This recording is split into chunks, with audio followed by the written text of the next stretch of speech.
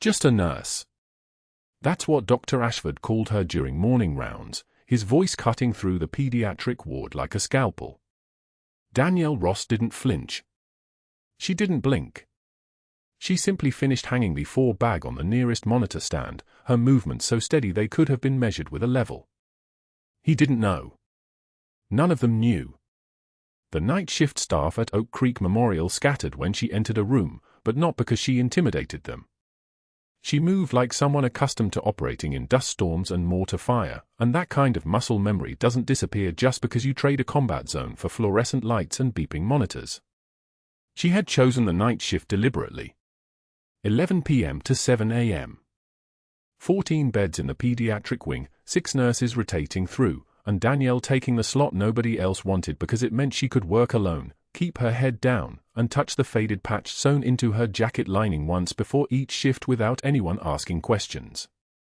The 5th Special Forces Group insignia was nearly colorless now, worn soft from 5 years of her fingers finding it in the dark, a talisman, a prayer, a reminder of who she used to be before she became this, a night shift nurse in San Diego with scars webbing across her knuckles and a flinch that kicked in whenever helicopter rotors spun up near the hospital landing pad. The fluorescent lights hummed their mechanical song, 37 decibels of white noise that most people stopped hearing after 2 weeks. Danielle never stopped hearing it. Her nervous system was still calibrated for threat detection, still scanning room frequencies the way it had been trained to do. She organized the medication cart on the morning of the Harding admission with movements too precise for civilian training, each syringe labeled in the same direction, each feline coiled with the same tension, each piece of equipment exactly 8 inches from its neighbor. Precision under pressure was muscle memory. Muscle memory was all she had left.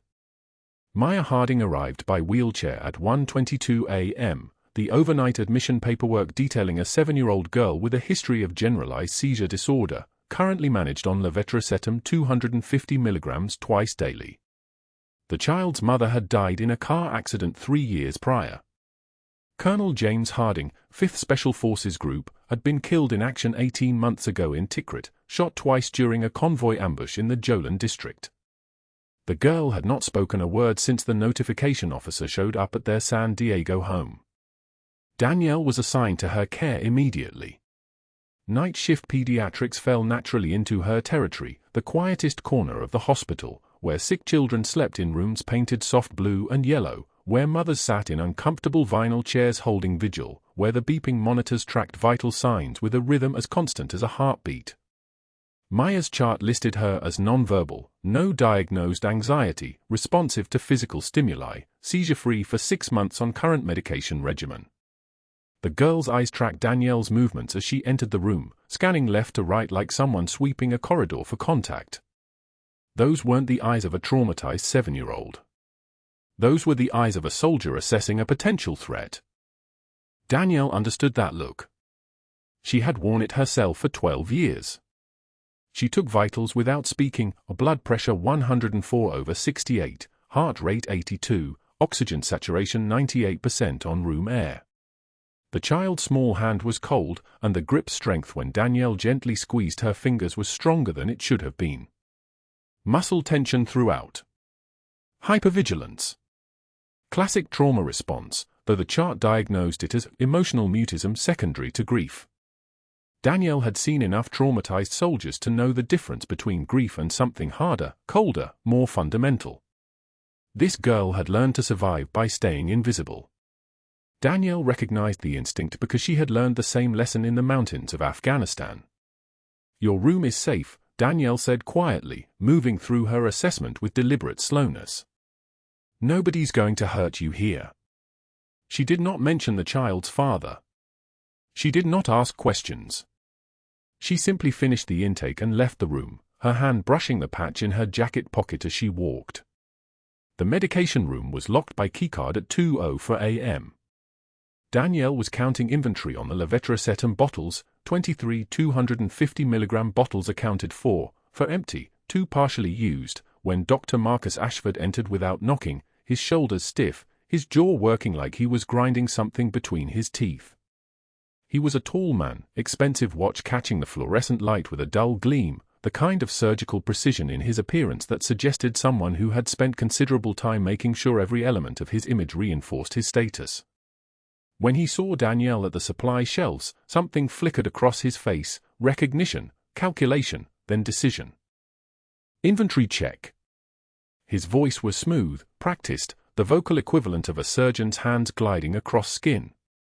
Standard protocol, Danielle replied, not turning. Shift accountability. He moved closer to the shelving unit, his presence changing the air pressure in the small room the way a storm front shifts humidity. Up close, she could smell the cologne he wore, something expensive with notes of cedar and arrogance, and beneath that, something else. Sweat. Fear. The physiological signature of a man doing something he knew was wrong. Danielle continued counting without acknowledging him directly, but her awareness sharpened. Every nerve ending went live. This was the sensation she remembered from convoy routes through Fallujah, that moment before an ambush when something in the environment registered as predatory. Not yet a threat, but marked for observation. Dr. Ashford reached for one of the levetiracetam bottles on the second shelf, the 250 mg strength, and his hands were trembling. Not visibly to most people, the movement was subtle, controlled, but Danielle's training picked it up. The micro-tremor of someone fighting adrenaline. He removed a bottle from the shelf, checked the label, then placed it in a small canvas bag he withdrew from his coat pocket. From that same pocket, he produced a different bottle, same shape, same size, but the label was wrong. The milligram dose was different.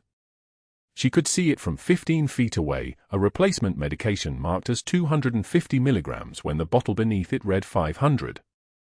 His hands shook worse as he switched them. He pulled out a small notebook and made a notation in what appeared to be a modified version of the medication ledger, changing a digit in the dosage column with a ballpoint pen that left indentations deep enough to damage the paper. The chart he was altering looked like it had been photocopied from the actual file, a forgery designed to match the official record but not quite precise enough to withstand close inspection. Danielle did not move. She did not reach for her phone. She did not make eye contact. She simply counted the remaining bottles with the same steady rhythm she had maintained before, each number spoken aloud in a voice like still water: 19. 20. 21. Dr. Ashford froze mid-motion, the false bottle still in his hand, the trembling becoming more pronounced. He turned, forcing a smile that did not reach his eyes, his jaw tight enough to crack teeth. "You need something, nurse." His voice had lost its smoothness. It had become brittle, the way thin ice sounds when weight shifts across it. "No, doctor," Danielle said, completing her count and making the final notation in the legitimate ledger. She did not hurry. She did not rush. She moved with the kind of deliberate calm that comes from having already survived worse. Medications accounted for. Supply secure. He watched her for 3 seconds, an eternity in a locked room with someone who had just been caught committing what appeared to be medication fraud. His hand slowly lowered the false bottle to shelf height, and he slid it into place with movements that seemed to require enormous concentration. "The Harding girl," he said finally, his tone shifting to something approximating professional neutrality. "She's stable on her current regimen. 6 months seizure-free," Danielle confirmed, her voice remaining level. "Responsive. Vitals excellent. Good." He turned to leave, then paused at the door, his fingers gripping the frame hard enough to whiten his knuckles. "Continue standard protocol. No changes to her care without my direct authorization." "Understood," Danielle said. The moment he left, the room seemed to exhale. The fluorescent light overhead hummed its 37 decibels of white noise, indifferent to what had just transpired. Danielle finished the inventory count, documented everything with meticulous precision, and locked the medication cabinet. She did not touch the false bottle he had left on the shelf. She did not photograph it. She did not immediately report what she had witnessed to hospital administration or to the charge nurse or to anyone else. She had been trained in a different kind of warfare, one where acting on incomplete intelligence got people killed. She needed to understand what she had just witnessed, who Dr. Ashford was connected to, what pharmaceutical representative might be involved, what the money chain looked like, and most importantly, what he was planning to do with that falsified medication chart. What he was planning to do to Maya Harding. Danielle returned to the pediatric ward at 2:31 a.m., moving through the corridors with the same invisible precision that had kept her alive through 3 tours in Tikrit. The girl's chart was still at the nursing station. She reviewed it again, noting the admission date, the medication dosages, the seizure history. The official record matched what was in the actual medication room, 250 milligrams twice daily.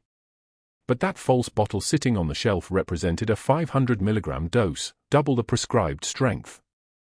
A child weighing 47 pounds given double her prescribed seizure medication would not have a seizure. She would have something far worse.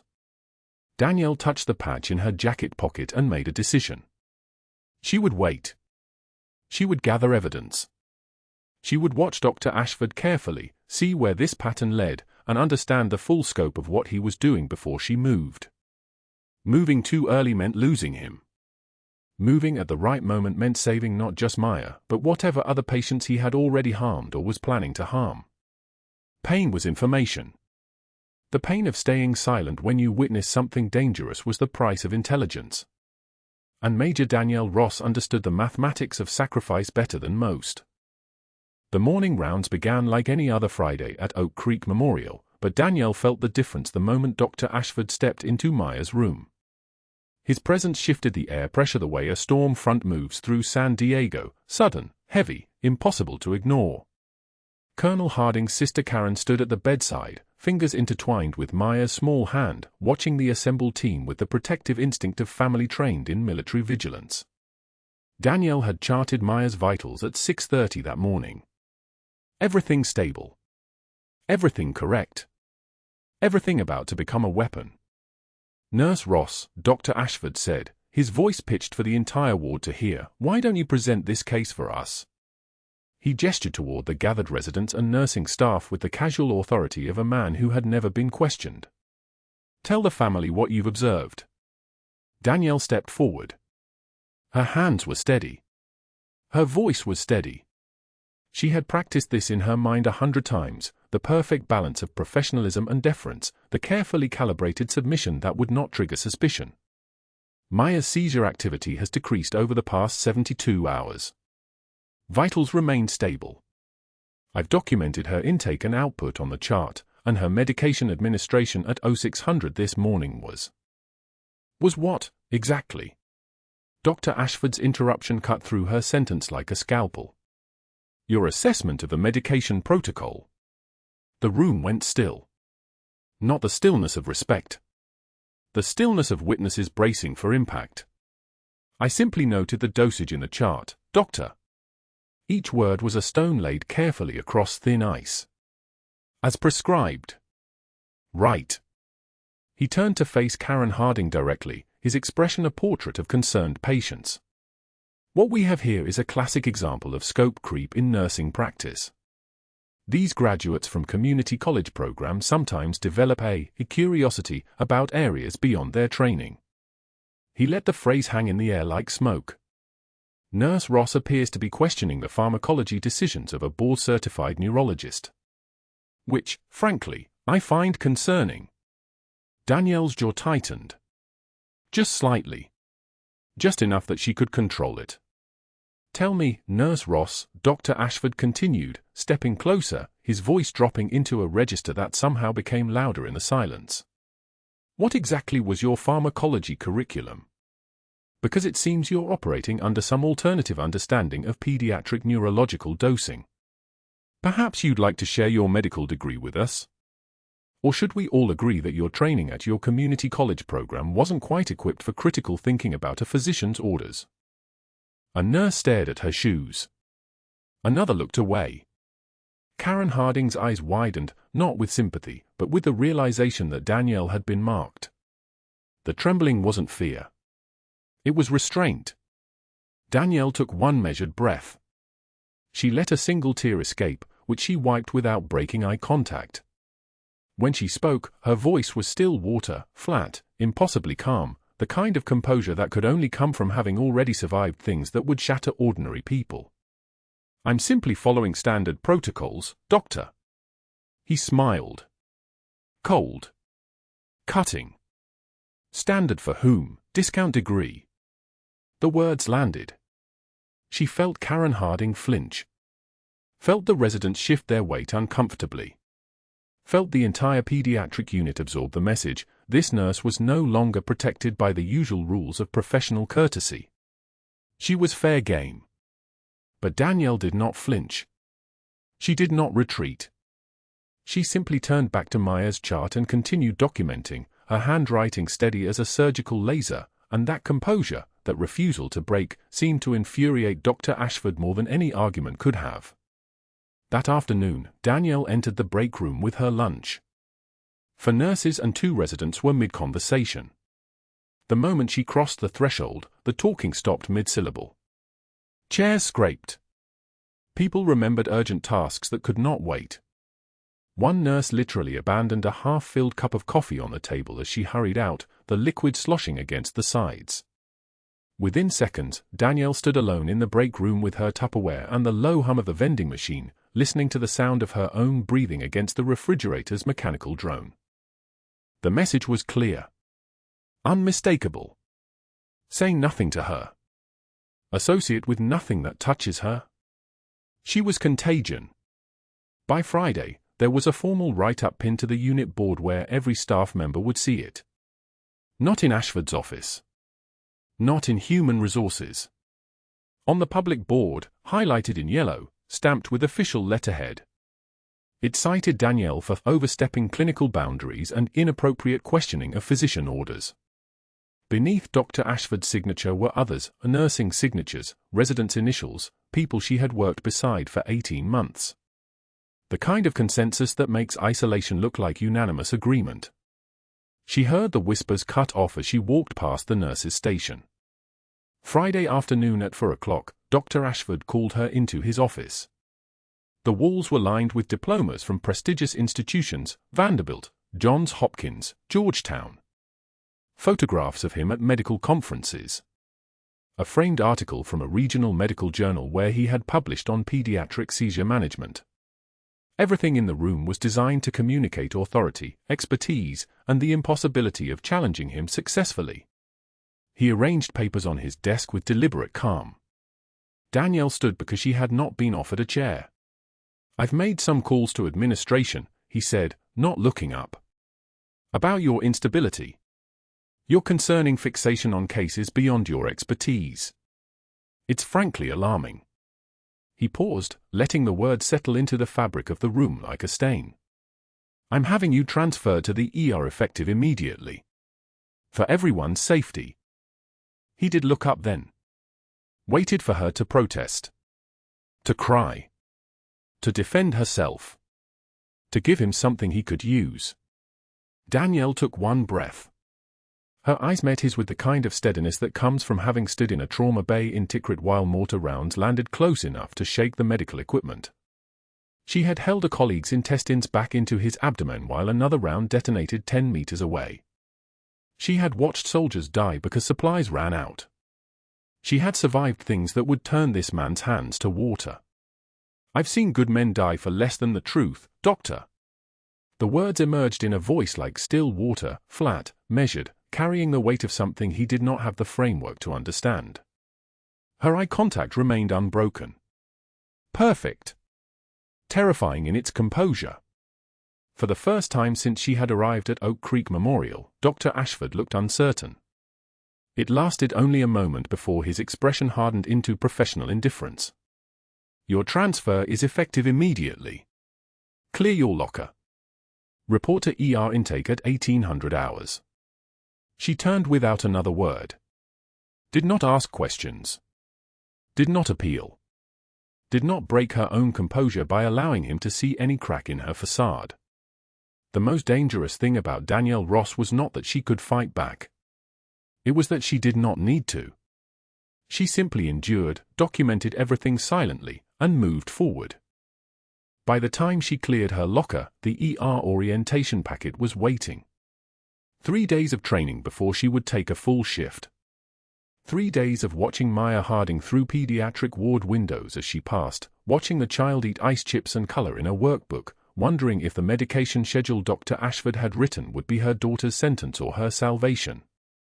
That was when the mathematics of sacrifice became unbearable. Because now Danielle understood that Dr. Ashford had not just isolated her. He had isolated her from the one child who needed her most.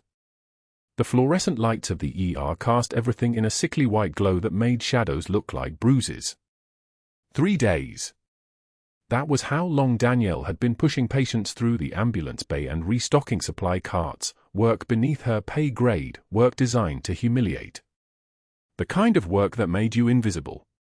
She pushed a wheelchair past the nurse's station on the evening of the 3rd day when she heard Karen Harding's name mentioned in passing, a quiet conversation between 2 nurses reviewing discharge paperwork.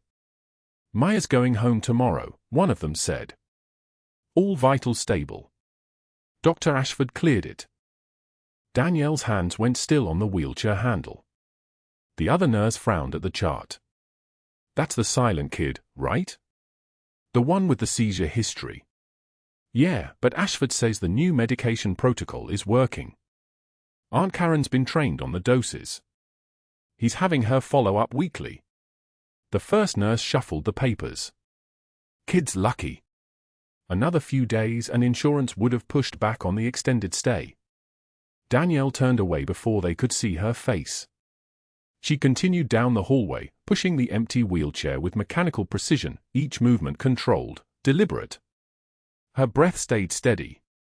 Her jaw did not clench. But inside her skull, something clicked into place with the finality of a rifle being chambered. She knew what Ashford had done. Medication labels switched. Dosage charts falsified. Bottles marked with one drug containing another.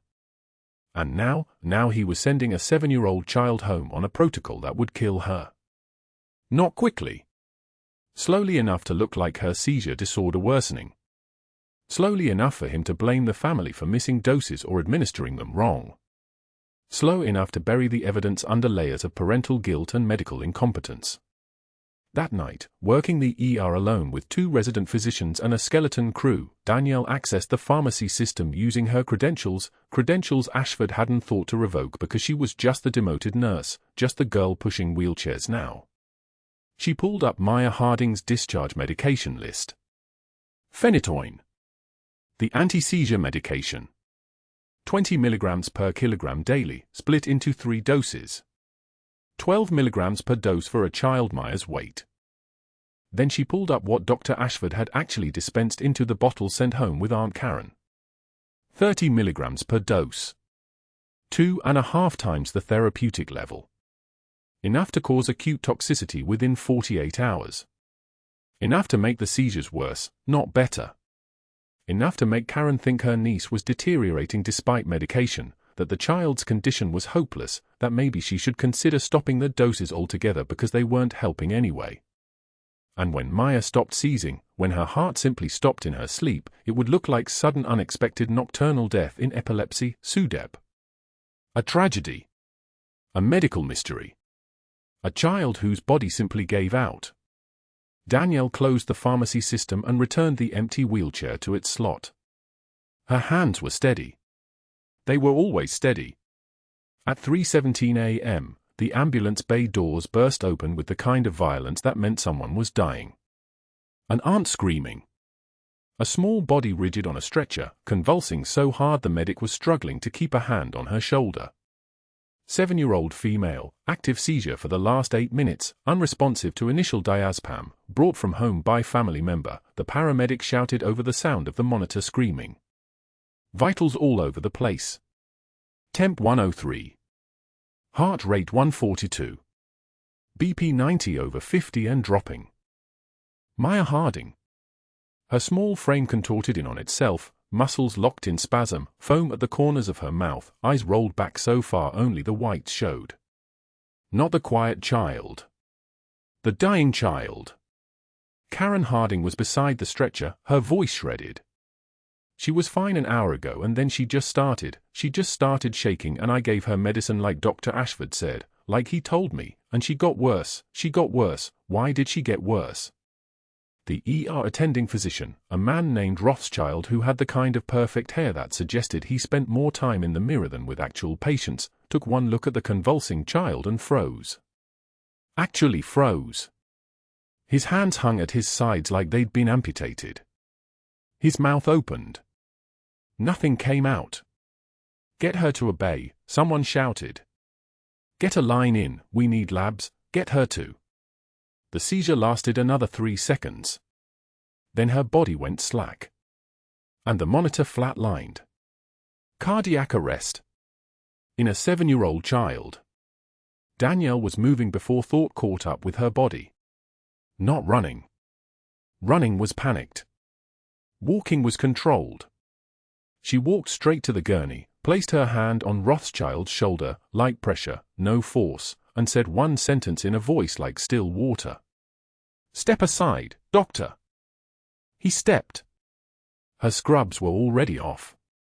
She was in a trauma gown without consciously remembering putting it on, her fingers working through the sterile kit with movements that belonged to someone who had done this in a forward surgical team in Tikrit, who had opened chests in a tent full of mortar dust while the sound of Humvee engines roared outside. A size 4.0 pediatric endotracheal tube. A satin sky clamp. The combat knife from the bottom drawer that was there for exactly this reason, though Rothschild didn't know why a pediatric ER would stock a field surgical blade. She prepped the left anterolateral thorax with betadine so quickly the solution was still wet when the blade went in. Fourth intercostal space. The incision was clean, about 3 inches, muscle memory guiding the angle. Pain was information. Information kept you moving. "Epi 1 milligram, push it now," she said to a frozen resident. Her voice carried the tone of someone accustomed to being obeyed. Not a request. A command. The resident scrambled. Someone else produced the medication. "You. Bag her at 15 breaths per minute, watch for chest rise." She pointed at the second resident and didn't wait to see if he moved, because of course he moved. People moved when they heard a voice like that. The rib spreader went in next, spreading the small ribs apart. Surgical lights turned the thoracic cavity into a landscape of dark muscle and pale bone. She found the heart, tiny, the size of a child's fist, purple with lack of oxygen and toxicity. Not beating. Just a still knot of muscle drowning in its own chamber. Her fingers went inside the chest. Manual cardiac massage. Gentle but firm, careful not to rupture the ventricles, finding the rhythm that belonged to life rather than death and imposing it by force of will. One hand supporting, one hand massaging. Squeeze and release. Squeeze and release. The room had gone so quiet you could hear the ventilator hiss, the monitor still screaming flatline, the sound of her own breath like a metronome. 45 seconds. 60. 75. Nothing. Karen Harding had collapsed against the far wall, her voice gone, just this continuous broken sound that wasn't quite sobbing anymore. A nurse had her arm around her, whispering things that didn't matter. Nothing mattered but the rhythm. Squeeze. Release. Squeeze. Release. 90 seconds. 100. "Come on," Danielle said. Not to anyone in the room. To the child. To the small heart in her hands. "Come on. Your father was a Green Beret. You're going to be a fighter too." "Another round of epi," she said aloud. "Already in," the resident answered. His voice shook. "Now push 1 milligram of calcium chloride. And get me a chest X-ray." 120 seconds. Then. A flutter. Not a beat. Not yet. A flutter, like a bird's wing, like the heart was remembering what it was supposed to do. Another flutter. Another. Then a beat. 1 beat. Pause. Another beat.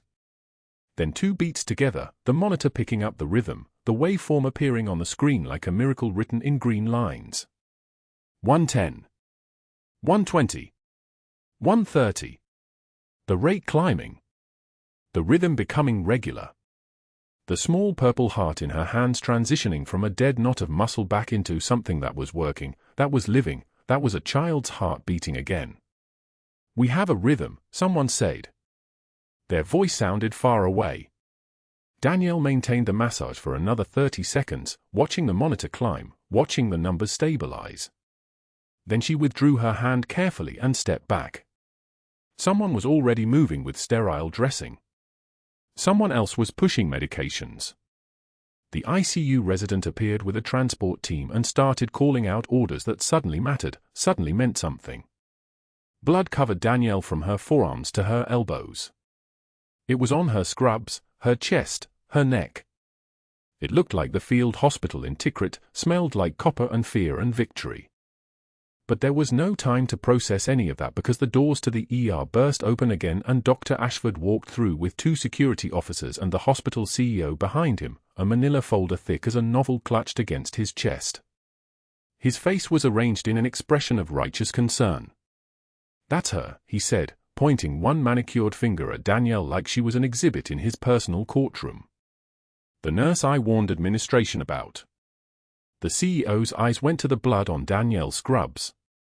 To the open chest on the gurney. To the monitor showing a heartbeat. "She just performed emergency thoracotomy without physician oversight," Ashford continued, his voice carrying across the entire ER bay like a sermon.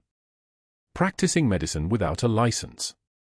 Traumatizing a pediatric patient with battlefield procedures that have no place in a civilian hospital." He opened the manila folder for effect. "I have detailed incident reports. Sworn statements from nurses attesting to her instability.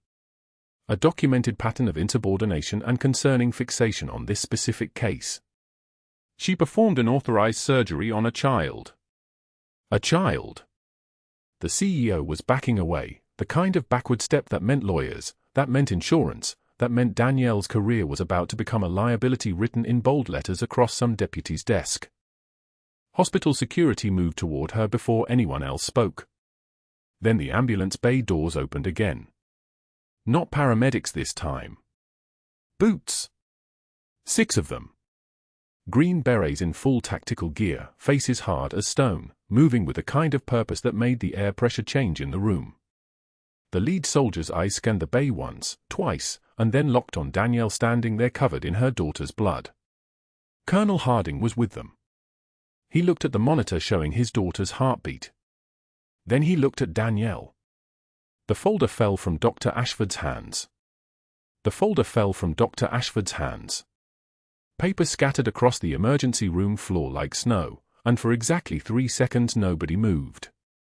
Then Colonel Harding stepped forward, not the grieving father who'd arrived in a hospital chair 3 weeks ago, but a Green Beret commander in full tactical gear, his presence filling the room the way a thunderstorm fills a valley.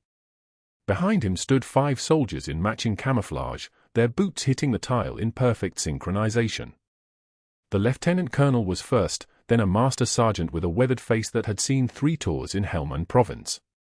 Their eyes found Danielle across the ER bay, a moment of recognition that lasted exactly 1 heartbeat before Dr. Ashford stepped between them. "Colonel Harding." Dr. Ashford's voice had shifted, no longer the contemptuous tone he'd used on Danielle during rounds. This voice carried the careful weight of institutional authority, the sound of a man who'd spent the week building something he believed was airtight. "Before you speak with anyone, we need to discuss what happened here." He held up the termination letter. 1 page. Printed that morning with the CEO's signature already dried on the bottom. His hands weren't shaking anymore. Whatever panic had seized him when Danielle pulled Maya back from death had crystallized into something harder, the composure of a man executing a contingency plan he'd prepared the moment he realized she might witness his work. "This woman," he continued, gesturing toward Danielle with a dismissive flick of a surgeon indicating a failed surgical site, "violated every protocol in this hospital. Every single one. She performed unauthorized procedures on your daughter without anesthesia, without proper authorization, without any medical oversight whatsoever. She traumatized a critically ill child with experimental techniques that belong in a battlefield, not in a pediatric ER. The CEO materialized beside him, the hospital administrator, a man named Richardson with a press suit and the expression of someone who'd already made a calculation about liability. Behind them, like a row of painted dolls, stood the 4 department heads who'd spent the past week nodding along with Dr. Ashford's narrative. The chief of anesthesia, the head of surgical nursing, 2 cardiologists who'd never treated a pediatric patient. All of them arranged in a line, a chorus ready to confirm whatever script had been written. "I have documentation," Dr. Ashford continued, his voice dropping into the register of regret, the tone of a man forced to report bad news about a valued colleague. Incident reports dating back to her first week. Erratic behavior. Boundary violations. A concerning fixation on the Harding case specifically. When she was reassigned to ER scut work, she didn't accept the demotion gracefully. She made threats. He paused. Not directly. But the implication was clear. One of the anesthesiologists nodded. The surgical nursing director's jaw tightened in a way that suggested she'd been coached on when to show agreement. This was what a week of work looked like, not the crude machinery of accusation, but something far more sophisticated. Falsified incident reports printed on hospital letterhead. Witness statements signed by nurses who'd been told their shifts depended on cooperation. A narrative constructed with the precision of a surgical repair, every suture placed exactly where it needed to be. "We have a duty to protect our patients," Dr. Ashford said, and the words landed like they were supposed to, heavy with moral authority, the voice of someone thinking only of the vulnerable children in this hospital. "I cannot in good conscience allow this woman to remain employed here. She's a liability. I'm recommending immediate termination, effective now," with a report filed with the State Nursing Board. The Master Sergeant, the one with the weathered face and the eyes that had seen something in Danielle that made him grip his lieutenant's arm, took a breath as if he was about to speak. But the lieutenant colonel's hand on his shoulder said it all, "Not here. Not yet."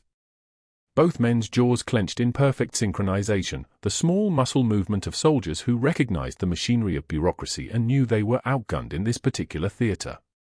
Security arrived. Not the ER security guard who'd been kind enough to knock softly when they'd found her in the break room that first time. These were 2 officers from the hospital's main security office, the ones trained in corporate protocol and liability protection. They carried a cardboard box that contained Danielle's locker contents, her civilian scrubs, the photograph of her niece, the book on combat medicine she'd hidden behind the hospital-issued trauma shears. One of them held it toward her with the careful politeness of someone who'd been trained not to make eye contact during escort procedures. Danielle didn't take the box. She stood in her blood-stained scrubs, Maya Harding's blood, mixed with saline solution and the copper tang of the ER, and looked at Dr. Ashford with eyes like flint. Her hands were steady. Her breathing was regular. The trembling wasn't fear. It was restraint. It was the precise calibration of someone who'd spent 12 years learning the difference between the fury you feel and the response you show. She took the box. "You'll need to surrender your hospital ID and exit through the main entrance," the security officer said, and she nodded once, neither accepting nor rejecting the instruction, simply acknowledging that words had been spoken. Dr. Ashford watched her go. His face showed concern, the mask of a man who'd done something difficult but necessary. The CEO stood beside him, already composing the statement they'd released to the media. "Oak Creek Memorial has always prioritized patient safety and staff qualifications. We've recently made necessary staffing adjustments to ensure the highest standard of care." Colonel Harding watched Danielle walk toward the exit. The Master Sergeant's jaw was working, the small angry motion of a soldier who understood what had just happened and couldn't stop it in this room. They would find her. They would move mountains. But not here.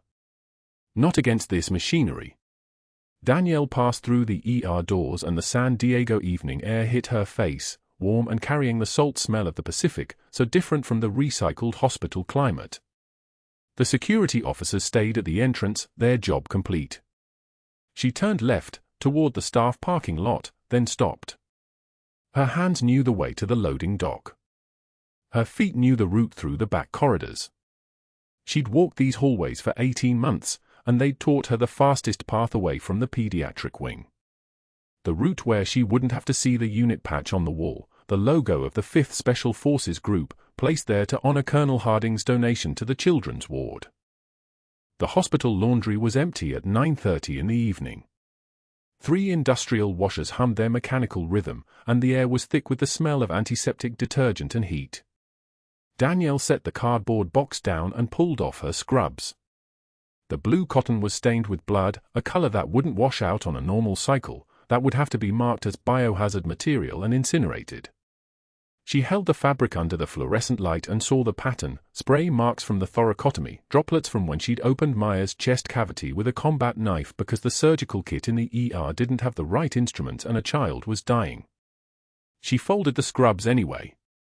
Took the blue fabric, still damp in places, still carrying the smell of betadine and the copper ghost of blood, and folded it in thirds. Then in half. Then again. The mechanical precision of someone who'd packed field kits 1,000 times, whose hands knew how to organize chaos into containable units. The fold was perfect. The corners aligned. When she set it down, it looked like any of the dozens of clean scrub sets stacked on the shelf above, except for the blood, except for the failure soaked into every thread.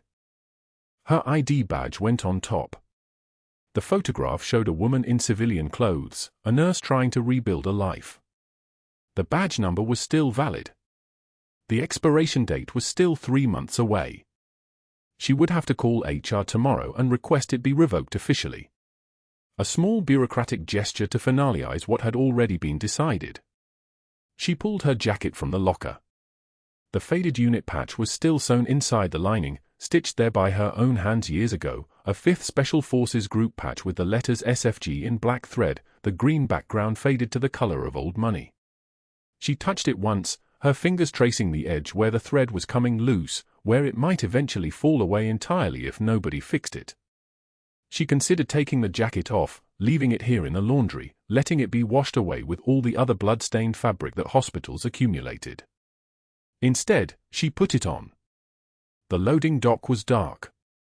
The evening had fully arrived, and the city beyond the hospital walls was settling into the particular quiet of a Tuesday night in San Diego, distant traffic, the sound of palm fronds moving in the ocean breeze, the faint hum of the hospital's external HVAC system. She walked through the dock doors and didn't look back. She couldn't bear to walk past the pediatric wing, couldn't risk seeing Maya Harding's empty bed or the family waiting area where Colonel Harding had sat for 3 weeks waiting for his daughter to speak again. She'd given him that. She'd given Maya her voice back by opening the child's chest and restarting the small machinery of a heart that refused to stop. And for that gift, she'd been erased. She didn't know that somewhere in Oak Creek Memorial's administrative servers, a flag had been tripped. A routine security clearance background check had been run when her classified credentials were entered into the hospital system 18 months ago, and that same flag had just triggered an automated notification to the Special Operations Command headquarters in Tampa. She didn't know that the database query would reach General Patricia Vance's office within the hour, that a secretary would forward it to the 4-star's personal device with a note, medical clearance alert, Major Danielle Ross, 5th SFG, Beret, currently employed OC Memorial Hospital, San Diego. She didn't know that the general was eating dinner when the notification arrived, and that she would stop mid-bite, set down her fork, and make a single phone call that would set in motion everything that came next. But that evening, as she drove away from Oak Creek Memorial through the loading dock exit, Danielle Ross only knew that she'd failed. The child lived, that part was true. Maya would speak again, would grow up, would have a future. But she'd done it all wrong. She'd done it too loud. She'd done it in a way that made people see her, really see her, and now she was gone and Dr. Ashford was still standing in that ER. Still following his protocol, still building his case for the next crisis, the next witness he needed to pressure, the next medication he needed to switch. She drove through San Diego with the window down, and the salt air carried away the smell of the hospital, but not the memory. Never the memory. The loading dock faded behind her, and she didn't know that in 48 hours, the world would see her name on every news broadcast, that her rank would be spoken by generals, that Maya Harding's whispered voice saying Major Ross saved me would reach 3 million viewers. She only knew the weight of the cardboard box she'd carried to her car, the sting of the hospital badge she'd have to return, and the faded unit patch sewn inside her jacket, the only proof that the woman she used to be had ever been real at all. The studio lights blazed white against the morning show set, and Dr. Ashford sat in the ergonomic chair like a man who had already won. His tie was silk. His teeth were veneered. His voice carried the practiced warmth of someone who had spent the last 48 hours crafting a narrative about institutional excellence and the dangers of unqualified personnel compromising patient safety. The anchor smiled at him with the particular intimacy reserved for authority figures who reinforce the status quo.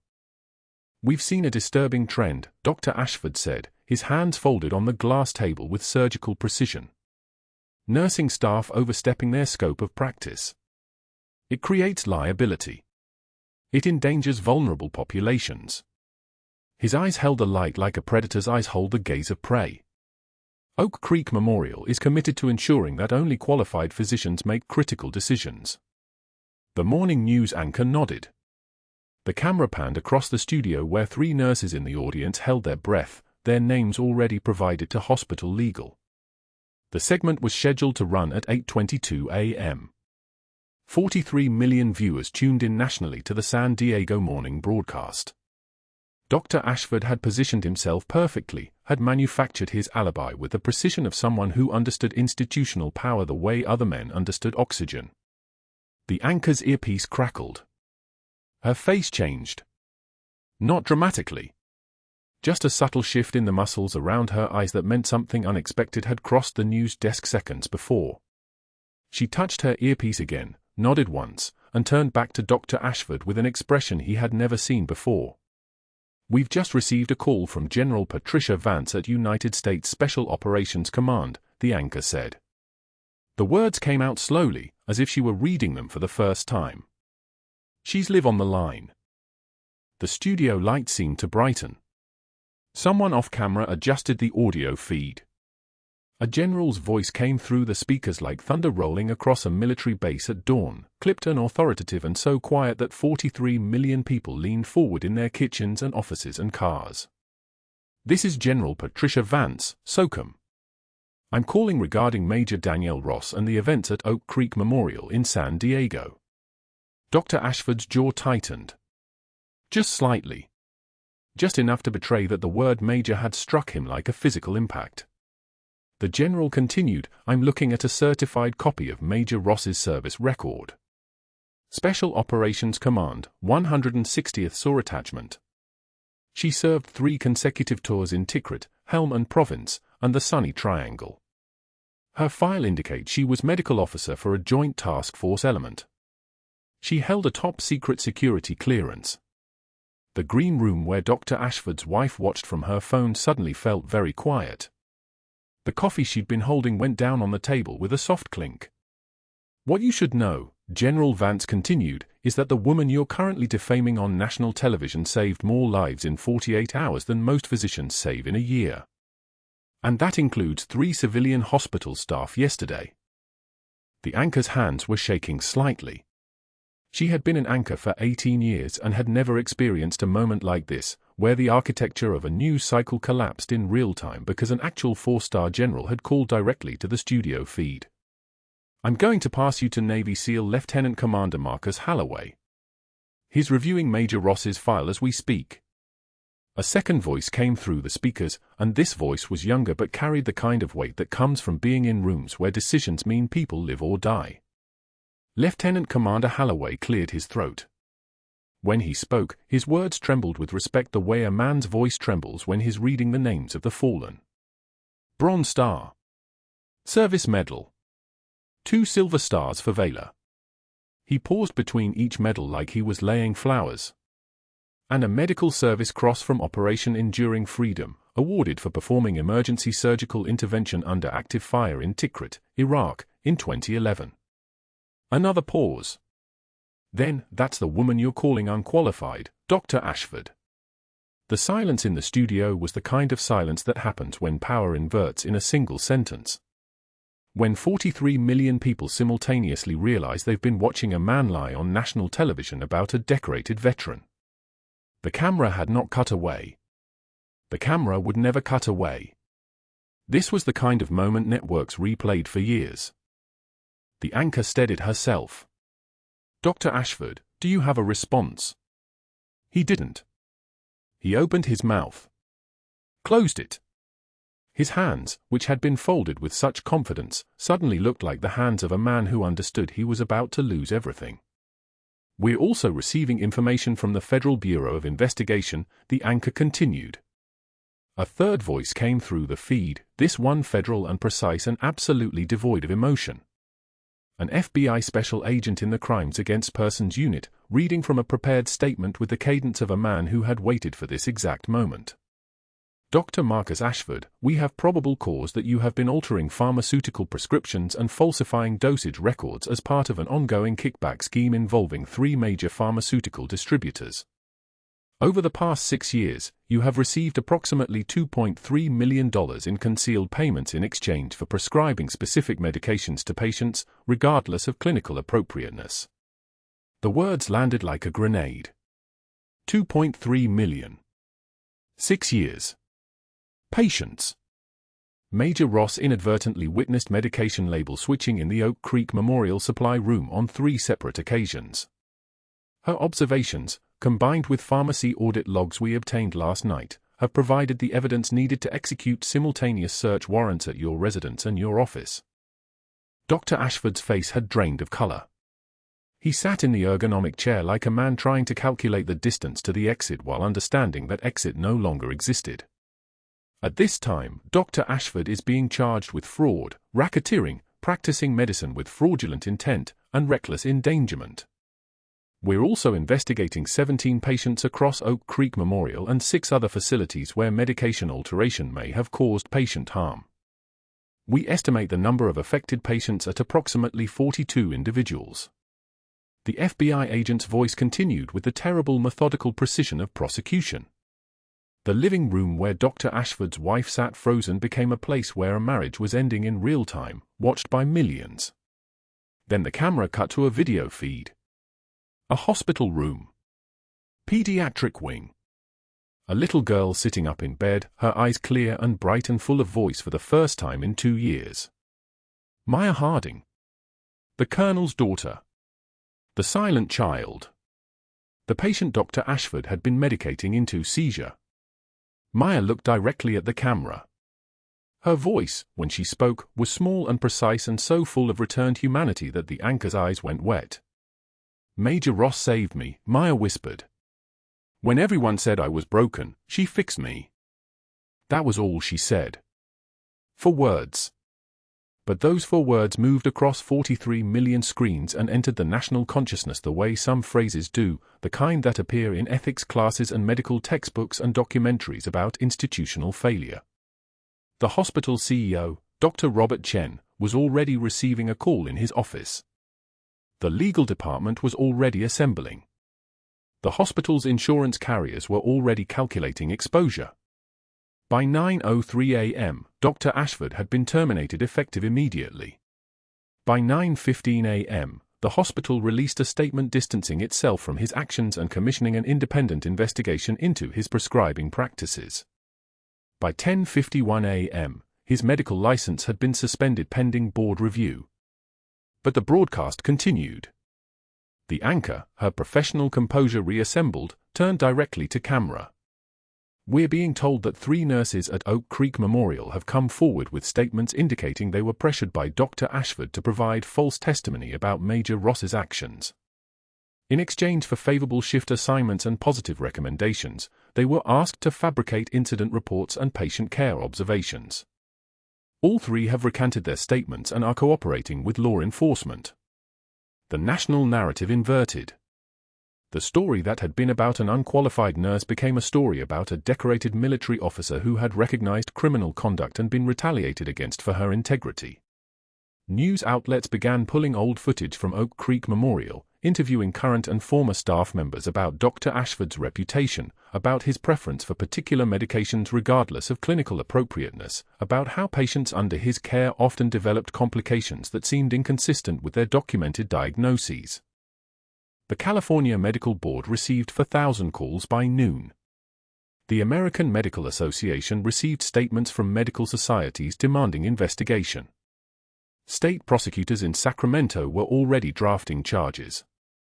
Federal prosecutors in San Diego had begun preparing for a trial that, they understood, would be watched by millions and would redefine how the medical establishment approached internal misconduct. Dr. Ashford's life, meanwhile, had ended. Not biologically. But everything else, the practice, the reputation, the future, the identity constructed over 32 years of medical training and clinical authority, had evaporated in 96 seconds of national broadcast. 2 weeks later, he accepted a plea agreement. 15 years probation. For $0.7 million in restitution. Permanent license revocation in all 50 states. 500 hours of community service. A surrender of every credential and credential-adjacent activity. His attorney negotiated hard, but the narrative was immovable. The man had alterated medications that endangered children. That was the story. Nothing else mattered. His wife filed for divorce 3 days after the plea was accepted. His colleagues stopped returning emails. The medical school where he taught resigned him without explanation. The country club requested his resignation. His children went to a different school. His name appeared in ethics seminars not as a case study but as a warning, the doctor who destroyed a decorated veteran to hide crimes that eventually destroyed him. 6 months later, a journalist named Rebecca Santos was photographing strip mall storefronts along Route 163 in Linda Vista for a piece on small business resilience when she noticed a man sitting at a folding table beside an AutoZone and a nail salon. He wore a cheap suit. His hands shook slightly as he offered laminated brochures to passing pedestrians. Auto, home, life insurance, he said quietly to people who didn't stop, didn't recognize, didn't care. We've got you covered. Santos recognized him immediately. She photographed him for 40 minutes before he noticed. When he did, his face didn't show anger or shame or desperation. It showed something worse, the recognition that this was permanent. That the man who had once written prescriptions that determined whether children lived or died was now sitting at a folding table trying to sell term life insurance to people in a strip mall parking lot. The photo went viral within hours. Disgraced Dr. Hawking Insurance, the headlines read. Major news outlets picked it up. Late-night shows made jokes. Former colleagues shared it with bitter satisfaction. A nurse who had worked under him commented on a medical forum, he covered himself. Just not well enough. That evening, in a studio apartment in Pacific Beach, Dr. Ashford sat on a bed that cost $400 and looked at the image on his phone. He would never be anything else now. The story was too big. The fall was too public. The disgrace was too complete. He understood, sitting in that apartment with the sound of freeway traffic on the 5 distant but constant, that he had traded everything, his career, his family, his future, his identity, to keep a pharmaceutical kickback scheme secret from a decorated veteran who had already sacrificed everything once and had simply refused to stop serving when her uniform came off. Meanwhile, in Bethesda, Maryland, at Walter Reed National Military Medical Center, Danielle Ross stood in front of a mirror in a dress uniform that felt foreign and essential all at once. The uniform coat hung on her frame with the weight of 5 years of absence. The oak leaves on her shoulders caught the light, newly pinned, still pristine, representing a rank she had earned in combat and carried through an entire life lived in silence. Today was her first day as Chief of Pediatric Critical Care. The position had been offered through official military channels after General Vance had personally called the Walter Reed Chief of Medicine. No negotiations. No probation period. No questions about her time away. Just, we want her. Make it happen. Colonel Harding waited by the pediatric wing entrance in his dress uniform, his green beret positioned exactly as regulation specified. When he saw Danielle approaching, he came to attention. The movement was deliberate, formal, absolute. A colonel honoring the major who had saved his daughter. Who had returned her voice. Who had done it twice, once in Tikrit with his life, once in San Diego with his daughter's future. They didn't shake hands. Instead, Harding saluted with parade ground precision. Danielle returned it, and they walked together to room 412 where Maya sat reading, her voice fully returned, her seizures resolved with correct medications, her childhood restored by a woman who had refused to accept the narrative that some battles are already lost. When Maya looked up and saw Danielle, she smiled. It was a child's smile, uncomplicated and full of joy and recognition. She held up a faded patch, worn, barely holding together, but unmistakably a 5th Special Forces group insignia with a lightning bolt and sword. "Aunt Karen sent me your things from the hospital," Maya said. Her voice was steady now. "Full. Can I keep this? To remember you." Danielle knelt beside the bed, and her eyes, which had seen things in Tikrit that most people never recovered from, which had witnessed medication tampering and professional betrayal and institutional cruelty, which had stayed dry through every humiliation and every fire, went bright. "That patch belonged to your father's unit," Danielle said quietly. "He wore it in Tikrit. It belongs with his family." She pinned it to Maya's hospital gown anyway, right over the girl's heart, sealing it there as a promise that some warriors come home in unexpected uniforms and that salvation sometimes arrives through the hands of someone the world tried to tell you wasn't worth listening to. Karen Harding embraced Danielle in the hallway afterward, whispering thanks that language couldn't contain. Danielle held her back, steady and strong, the way she had learned to hold things that mattered. That evening, Danielle walked the corridors of Walter Reed in her uniform, and young soldiers and veteran staff nodded as she passed, a recognition that needed no words. She was visible now. Not as a nurse they had dismissed. Not as a woman they had tried to silence. But as who she had always been. Heroes walk among us. Sometimes in scrub saving lives in the dark. If this story resonated with you, subscribe for more narratives about the warriors among us, the quiet strength that changes everything, and the moments when the truth finally speaks louder than power. Like this video. Comment below, have you ever been underestimated by someone who didn't know your real story? What happened when the truth came out?